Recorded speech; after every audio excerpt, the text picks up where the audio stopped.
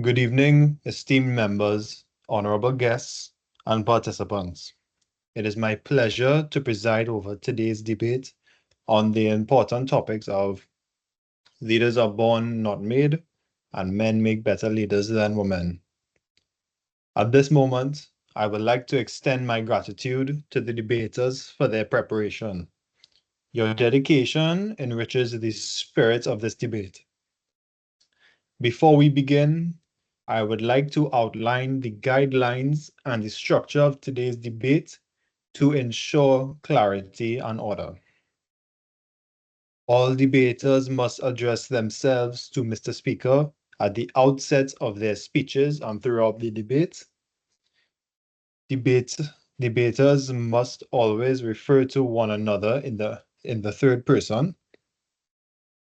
Only one debater at a time may hold the floor of the House by having their mic unmuted. When the speaker speaks, all debaters must immediately cease speaking and resume their seats. If someone interrupts another debater and addresses themselves to the speaker, an interrupted debater shall surrender the floor by unmuting their mic.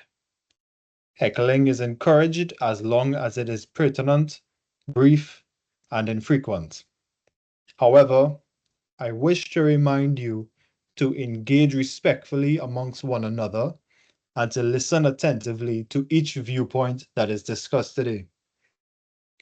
Might I also stress the point that the purpose of this debate is not to argue with one another, but it is to discuss the complexities of the topics at hand,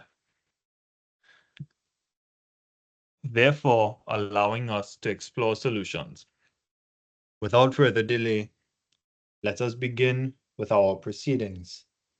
I will take this time to invite the member from House Stark to present their opening arguments. The floor is yours.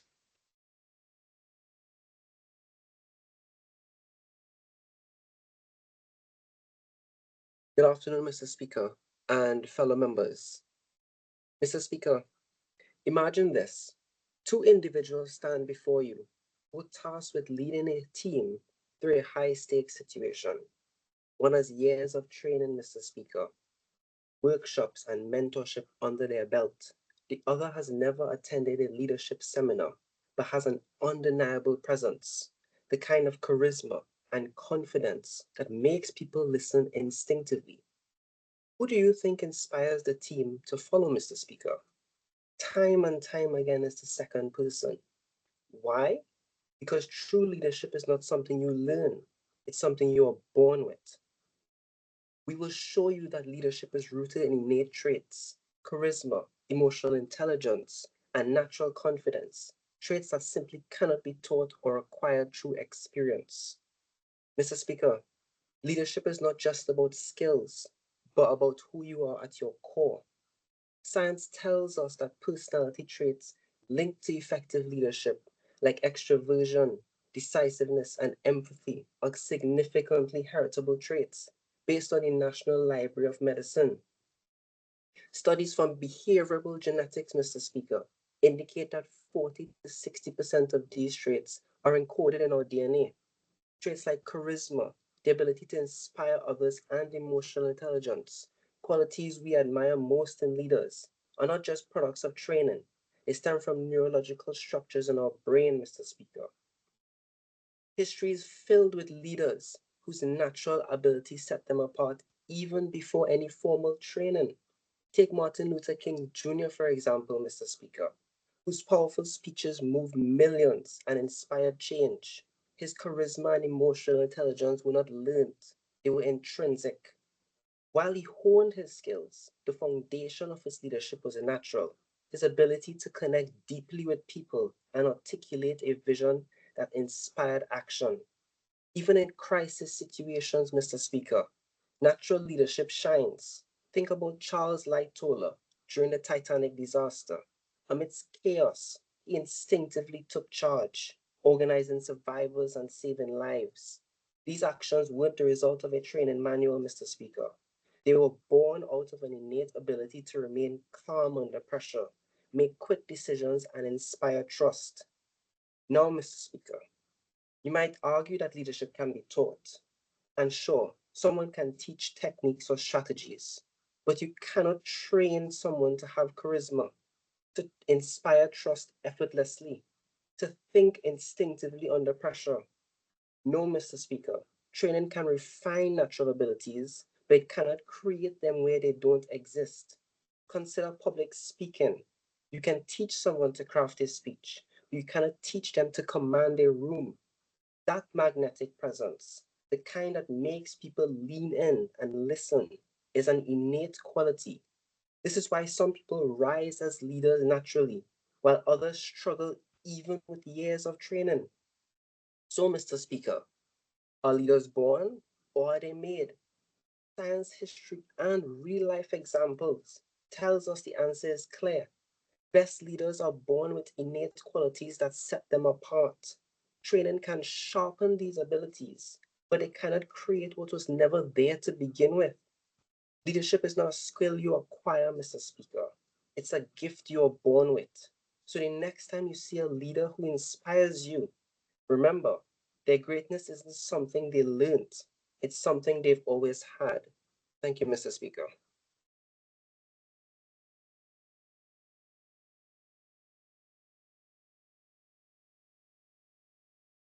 Member, thank you. We'll proceed with our 2-minute intermission.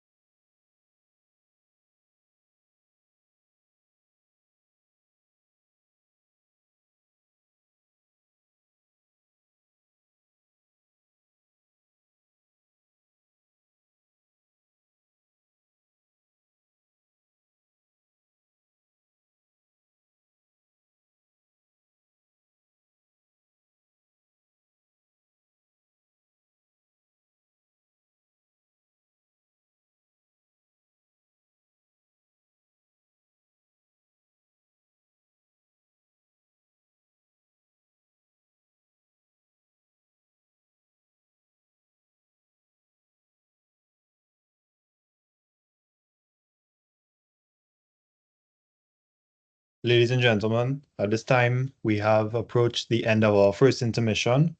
So I would like to invite the Speaker for House Tagayan to proceed with their arguments. The floor is now yours.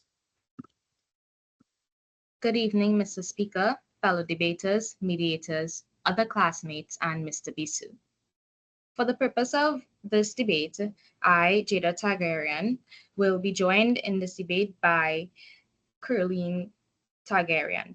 Together, we represent the opposing team, House Targaryen. I will be acting as Lady Commander and Keeper of the Watch, whilst Curleen will be Spy Master of the Realm, Warden, and Warden of the Opposition. In unison, we will argue opposing the statement, leaders are born, not made. I shall begin. According to the text Exploring Leadership, leadership is a relational and ethical process of people together attempting to accomplish positive change. This definition alone supports our stance in this debate. We strongly believe that leadership is something that can be learned. From a young age, children are taught how to interact with others both implicitly and explicitly. They are taught by those around them how to greet adults and their peers, how to form and strengthen relationships by showing kindness and sharing, to follow rules and do what is right, not wrong. Thus, childhood sets the foundation for almost everyone to learn about relationships and ethics, the two aspects of the aforementioned definition of the process of leadership.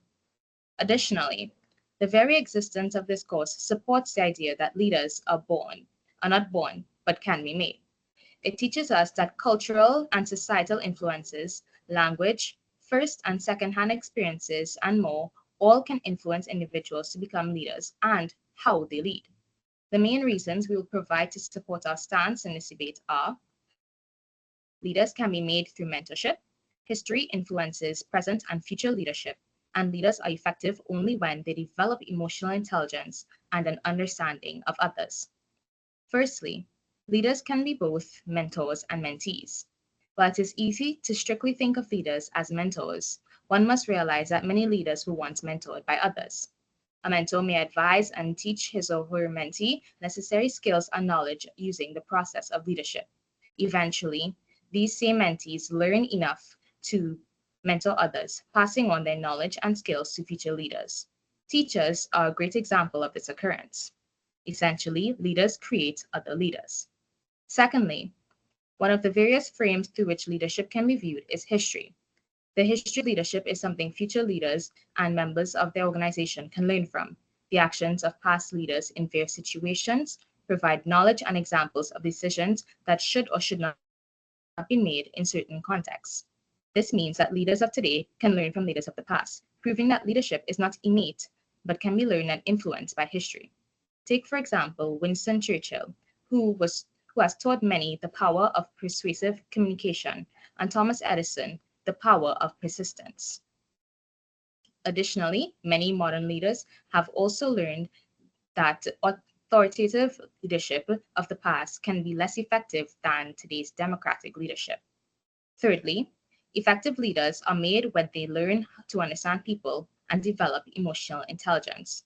Throughout the years, as different leadership paradigms have shifted, effective leaders have always shown an ability to understand others. However, this takes time. Humans are not born being able to speak, let alone being able to communicate and understand each other in this way. This understanding of how people think, behave, their personalities, and their triggers have been used by such leaders for good and bad. Unethical leaders have leveraged this to manipulate people and selfishly cause harm. For example, beloved celebrities and politicians have been exposed for wrongdoing. Conversely, true ethical leaders have used the same knowledge and understanding to inspire change, productivity, and efficiency. Overall, a leader's ability to discover and understand what motivates and captivates others is a skill that takes time to develop. In summary, mentorship, historical influences, and the development of emotional intelligence can make people leaders. Thus, leaders are made, not born. I rest my case.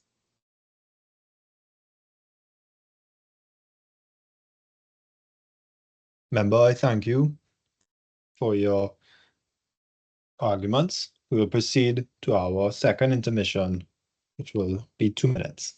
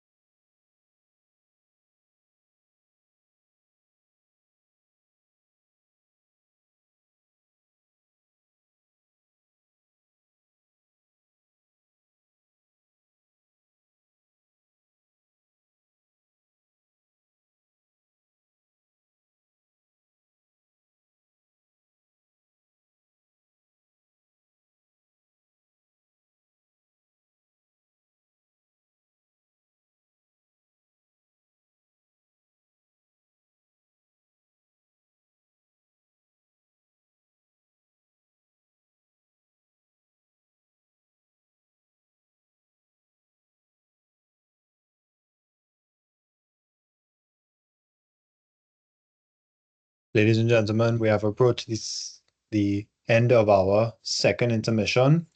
So I would like to invite the following speaker for our first rebuttal to proceed with their arguments. The floor is now yours.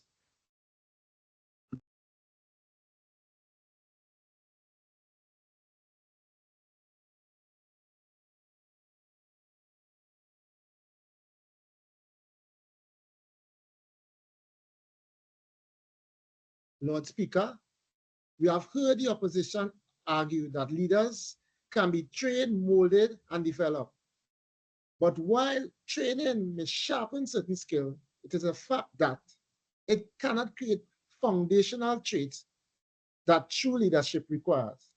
Lord Speaker, leadership is not a skill set you acquire, but an innate quality that you refine.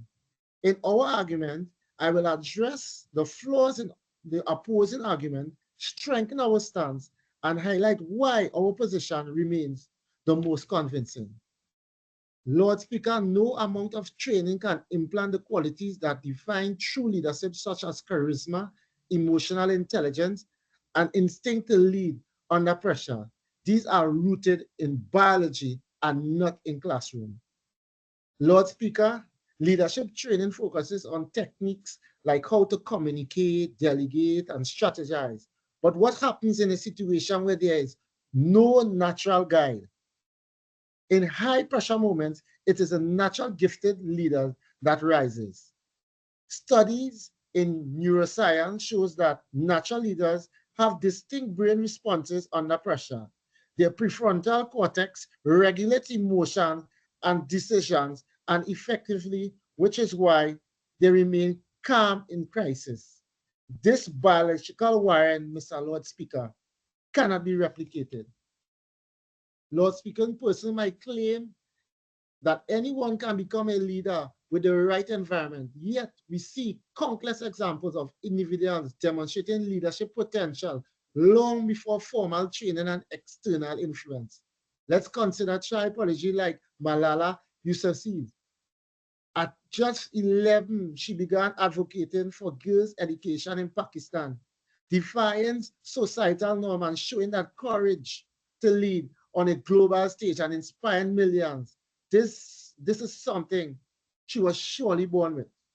If leadership could be entirely taught, then why don't all individuals exposed to similar opportunities become leaders? The answer lies in natural predisposition. It is the innate qualities that make a leader stand out and listen the way. Lord Speaker, while it is true that experiences such as overcoming challenges or managing teams can refine certain skills, they do not create leadership traits. Instead, these experiences reveals or amplify the inequalities that were already present. It is not the challenges itself that make someone a leader. It is the natural ability to rise to an occasion. For example, consider a soldier on a battlefield. While all were trained and exposed to the adversities, only a selected few naturally takes charge and inspire others during chaos. These are individuals with inherent leadership qualities. Training merely provided the stage for these traits to shine. Research on stress response support this point. Individuals with naturally lower cortisol respond to stress under pressure. These biological differences explain why some people excel in challenging situations while others flatter regardless of training. So in closing, Lord Speaker, science, history, and real-life examples tells us clearly that the best leaders are born with innate qualities that set them apart. Yes, training may sharpen these qualities, but it cannot create what was never there in the beginning. Leaders are not a skill. Leadership is not a skill you acquire. Member, you have 58 seconds. Please proceed. You have 58 seconds remaining.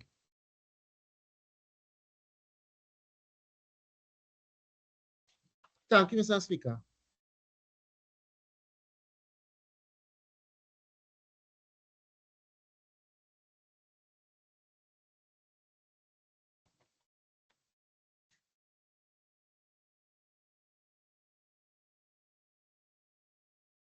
Thank you, member. We will proceed with our 2 minutes intermission.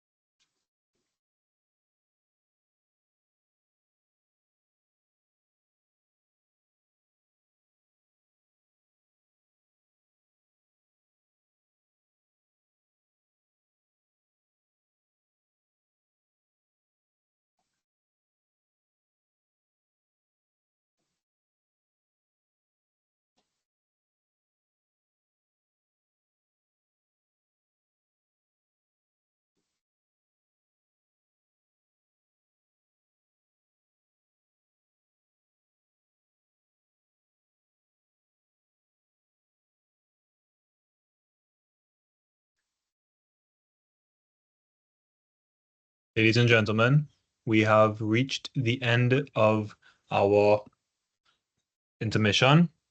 I would like to invite our first rebuttal against to proceed with their arguments. The floor is now yours. Good evening, Mr. Speaker. I am Spy Master Colleen Targaryen, and I will be continuing the stance on our point: leaders are made and not born. If any of us can ask our parents how we were as a child, you would get many varying answers, such as timid, outgoing, adventurous, friendly, etc. But can we say we are the same person or have the same traits as when we were born? No. Experiences and situations have molded us into the kind of person and the kind of thinking we possess today. Same can be said when it comes to leaders and leadership. While some people may have a natural inclination towards leadership, the experience and environments in which they grow play a very crucial role in shaping their leadership abilities. Leaders often emerge in a response to specific challenges, learning from failure, and adapting to different contexts. Through these experiences, they develop a deeper understanding of people and situations which hone their leadership skills. As the hand of the king, Mr. Ethan Stark, would have mentioned about Martin Luther King being one of the world's greatest leaders. Martin Luther King Jr. grew up as a paper boy with the intentions to become a fireman, not a leader. His experiences while seeing blacks and whites in segregation is what encouraged him to become the great leader that he was. If leadership was only meant for those who were born with inherent qualities, then it would be a very exclusive concept. This would discount the potential of those who might not fit the traditional role, but can develop into great leaders.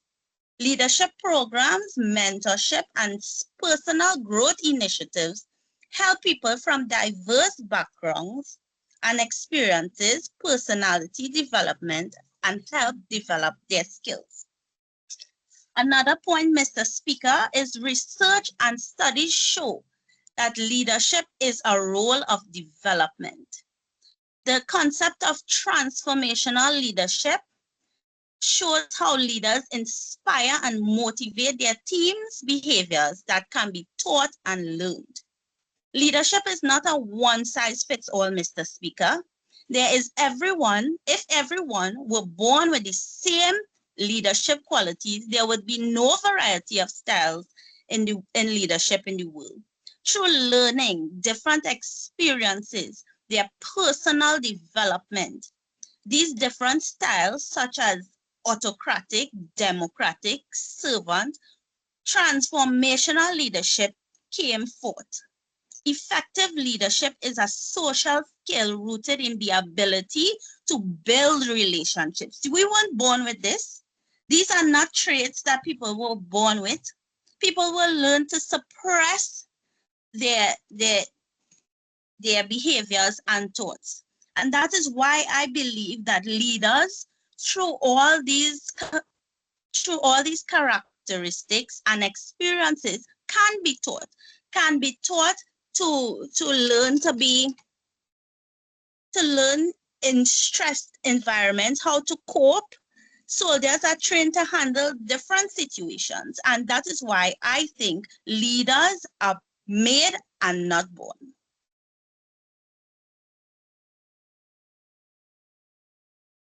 Member, I thank you for your arguments. We will proceed to our 2-minute intermission.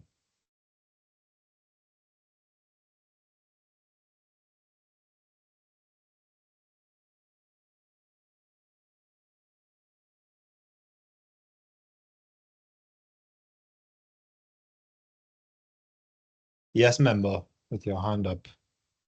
How may I help? Mr. Speaker, just for clarification purposes, Mr. Speaker, good afternoon. Good I'm afternoon. seeing in your outline of your rubrics that your second rebuttal and your closing is scheduled for 5 minutes each. Is it one entity, your second rebuttal and your closing, or is it two separate entities? Just for clarification.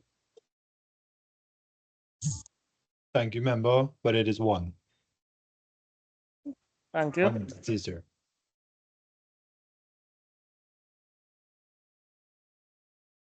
Member, however, please note it can be done by 2 persons, although it is one.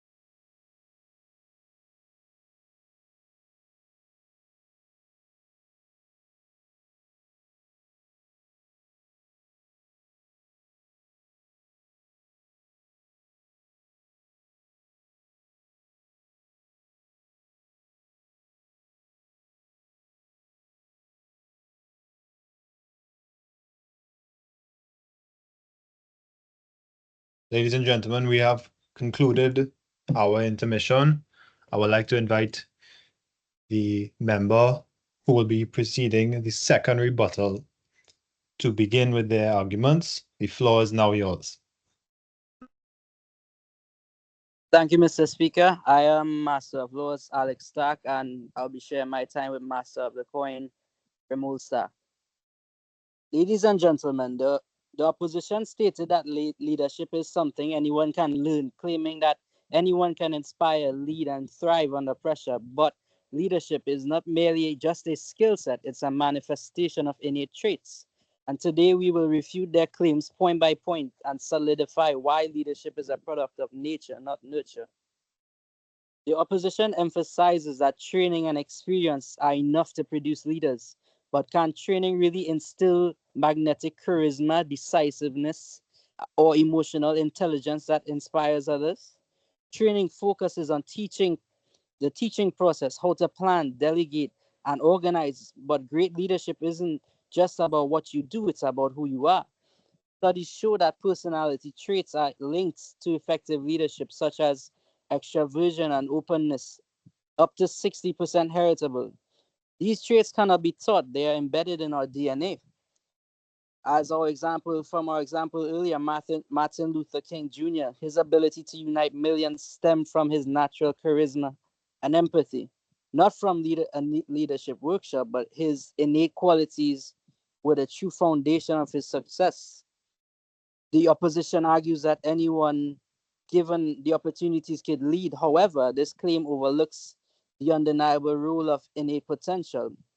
Although individuals have identical resources and environments, only few become leaders. Consider Alexander the Great, who displayed exceptional leadership as a teenager long before any formal training.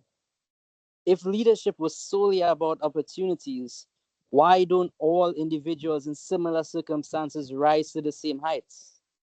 Research in developmental psychology supports that traits like assertiveness and confidence, hallmarks of leadership, are evident from an early age.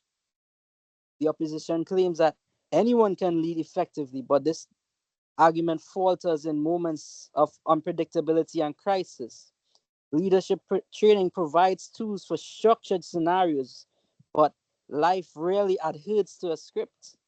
True leadership is tested in chaos where instinct and quick decision making are crucial.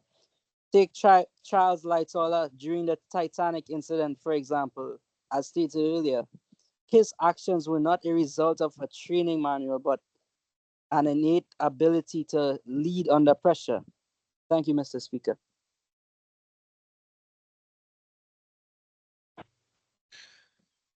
Member, I thank you for your arguments.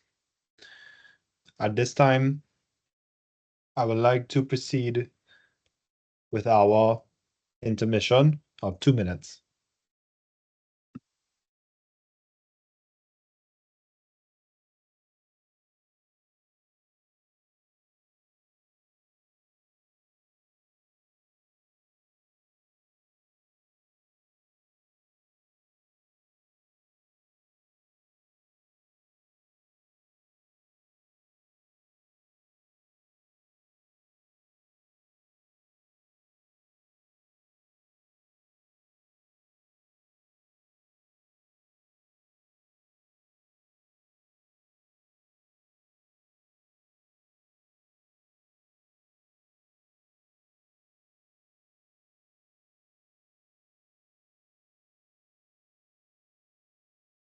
Members, I apologize. We do not have our intermission now. That's my mistake. We will be proceeding with our conclusions. I apologize.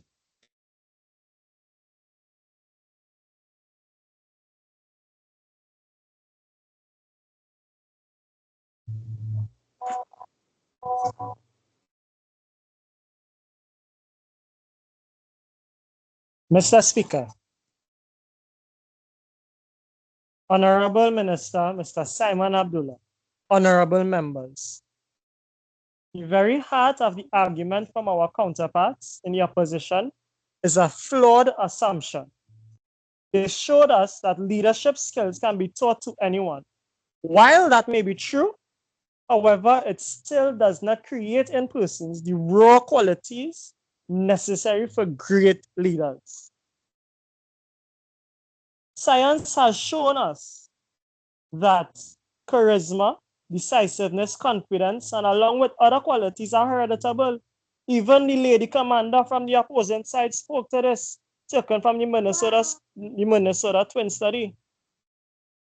The Madam Spy Master also mentioned learning leadership qualities at a young age, but how were they learned? They were learned from innate traits that were lying inside our persons all the time.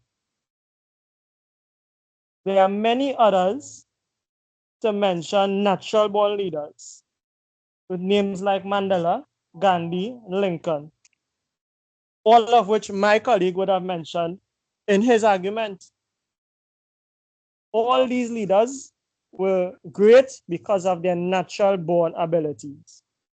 Leadership, ladies and gentlemen, is not a quality that can be manifested in a workshop or a seminar. Leadership is a combination of charisma, confidence, the ability to inspire, empathy, positivity, accountability, all of which training cannot teach and teaching cannot create, but it can only refine. So thank you to my opposing members for showing us exactly why all the training, courses, seminars, workshops only polish the natural born leadership qualities in persons. Great leaders don't become great because of what they learn, but they become great because of who they are. Thank you.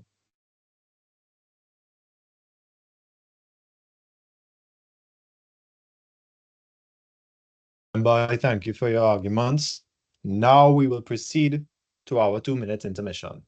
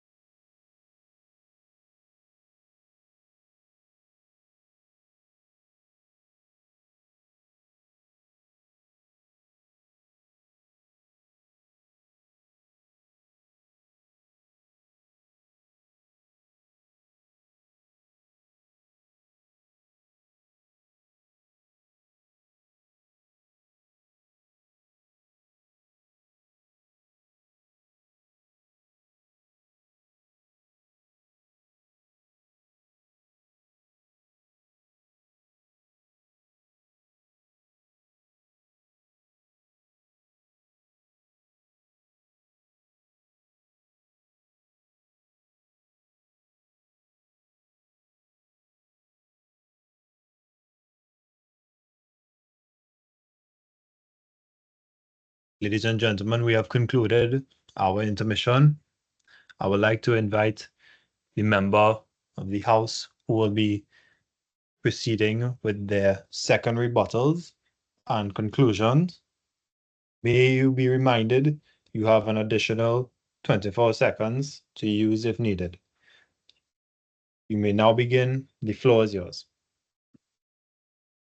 Thank you, Mr. Speaker.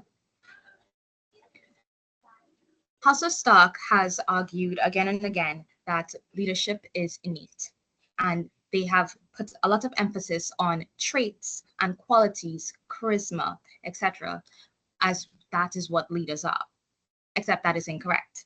Leaders are not potential. Leaders are not an assemblement of traits.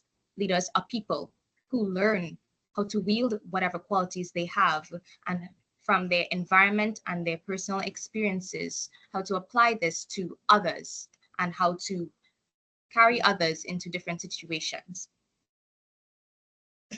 Leadership is not all about training, and that is not what we stated. Leadership is born out of environmental factors and societal factors. As their examples constantly present.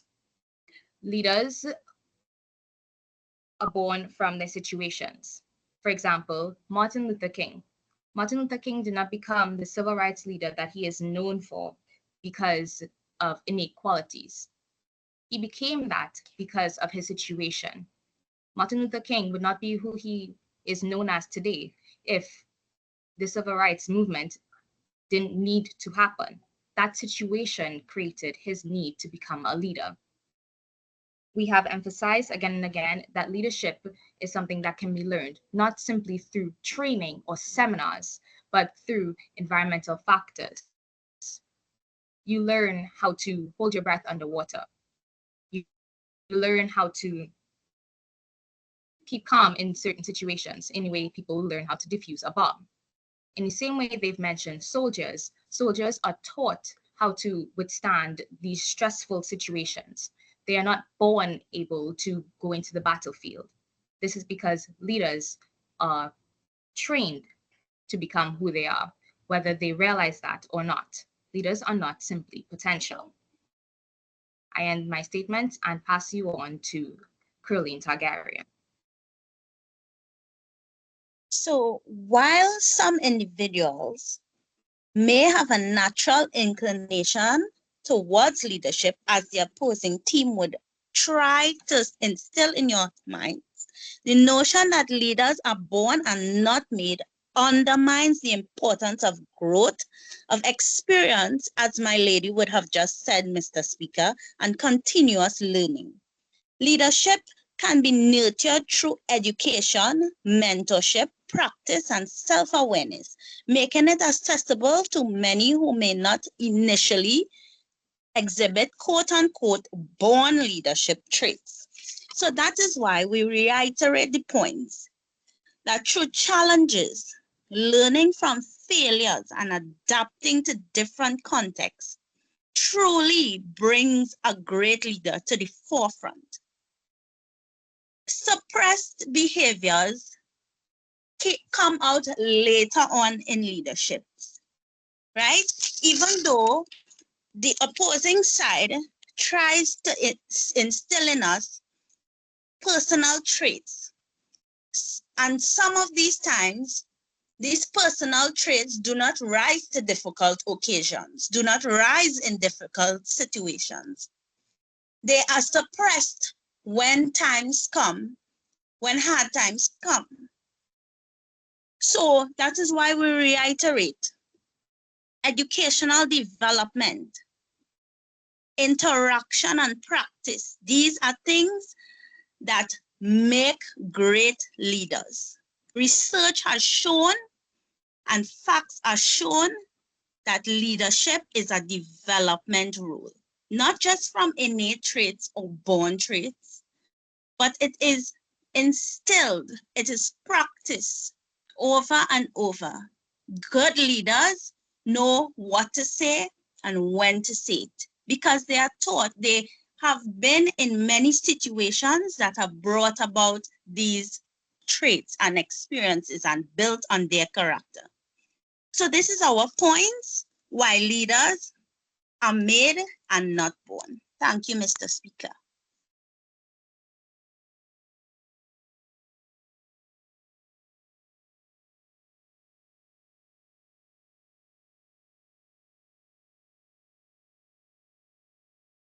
Member, thank you for your arguments.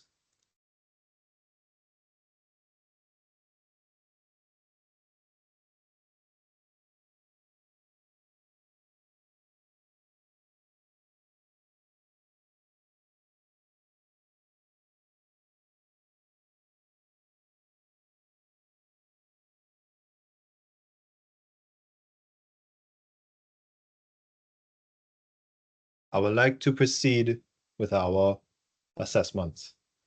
8 minutes.